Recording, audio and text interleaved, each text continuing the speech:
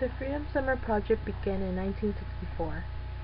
It was a project to expand black voting in the South. The reason it took place in Mississippi because of the low levels of African American voter registration. Less than 7% of the state's eligible black voters were registered.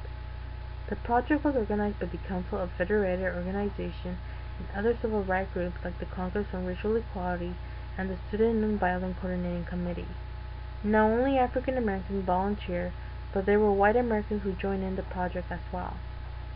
Though the summer project was a nonviolent campaign, they faced violence from people who opposed to the project. About 80 workers were beat up and 1,000 people were arrested. In addition, 30 African American homes or businesses were destroyed, and 37 churches bombed or burned. However, all this violence never stopped them.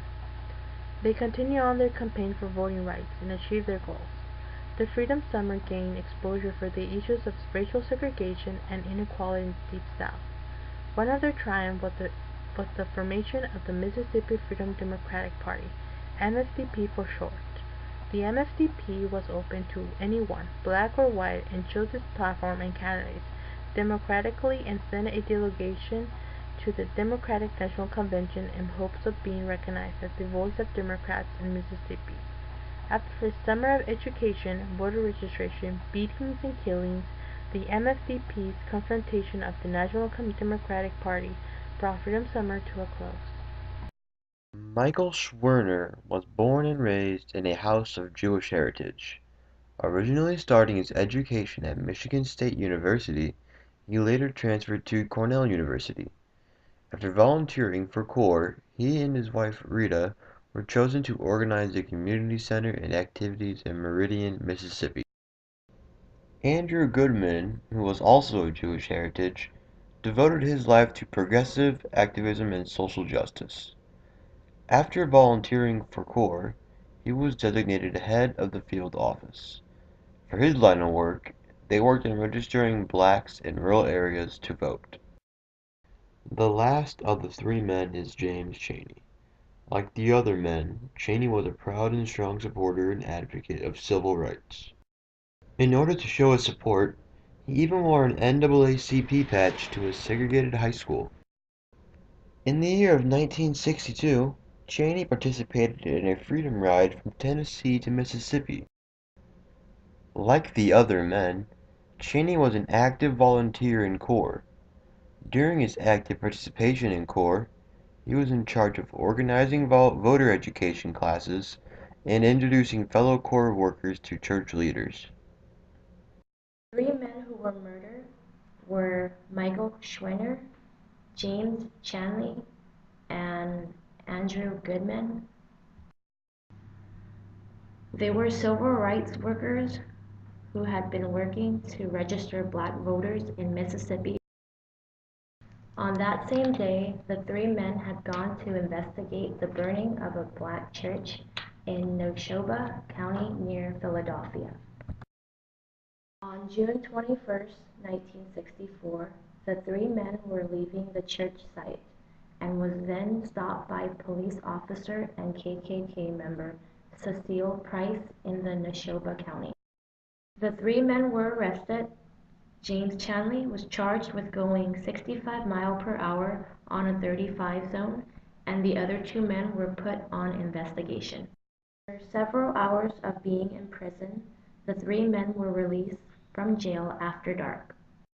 The three men were released after nightfall to an ambush by the KKK. Many of the KKK members in the county were also a part of the police force. On that night, the three men had gone missing.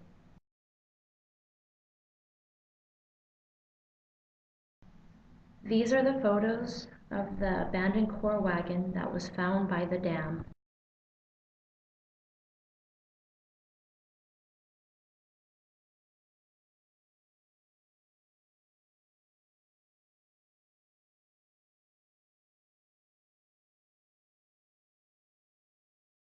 After 44 days of being missing, on August 4th, the decomposed body of Chaney, Schwerner, and Goodman were found buried beneath an earthen dam.